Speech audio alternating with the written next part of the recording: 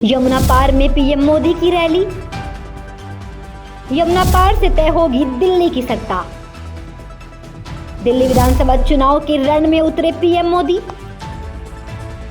दिल्ली विधानसभा चुनाव की सियासी रण में बीजेपी के सबसे बड़े चेहरे प्रधानमंत्री नरेंद्र मोदी उतर गए हैं। पीएम मोदी ने बुधवार को यमुना पार इलाके की गोंडा विधानसभा क्षेत्र से बीजेपी के चुनावी अभियान का बिगुल बजा दिया है। विधानसभा चुनाव के ऐलान से पहले पीएम मोदी ने यमुना पार क्षेत्र में एक जनसभा कर विकास की सौगात देकर सियासी माहौल बनाने की कवायद की है। एक बार फिर पीएम मोदी उत्तरी पूर्वी दिल्ली के इलाके में रैली के लिए उतरे हैं। ऐसे में एक बात साफ है कि बीजेपी का मुख्य फोकस इस बार यमुना पार इलाके वाली सीटों पर है। बीजेपी दिल्ली की सत्ता से 27 सालों से दूर है, जिसको इस बार खत्म करने के लिए हर संभव कोशिश में जुटी है।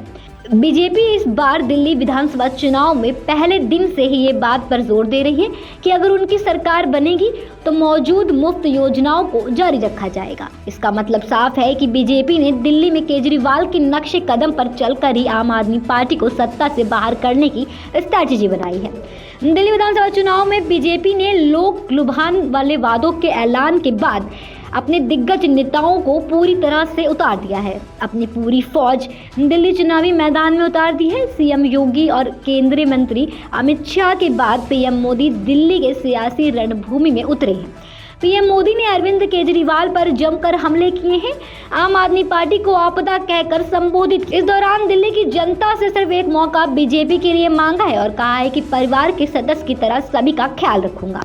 दरअसल पीएम मोदी ने कहा कि आपका एक वोट दिल्ली की बदहाली को दूर कर सकता है। हमें 11 साल के पेंडिंग काम भी पूरे करने हैं। 25 से 30 साल की योजनाएं भी बनानी है। मेरी दिल्ली के लोगों से आग्रह है कि मोदी को दिल्ली की सेवा करने का एक मौका दें।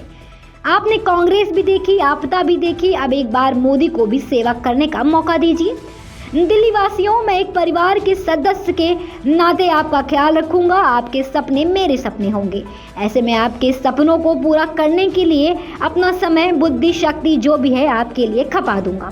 दिल्ली में बीजेपी अपने 27 साल का सियासी वनवास यमुना पार के रास्ते तय करके खत्म करना चाहती है।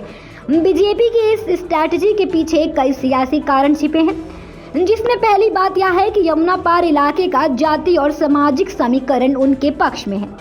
इसके चलते 2020 में 6 सीटें यमुना पार इलाके की ही जीती थी और 2024 में लोकसभा चुनाव में यमुना पार की 20 में से 13 सीटों पर उसे बढ़त मिली थी।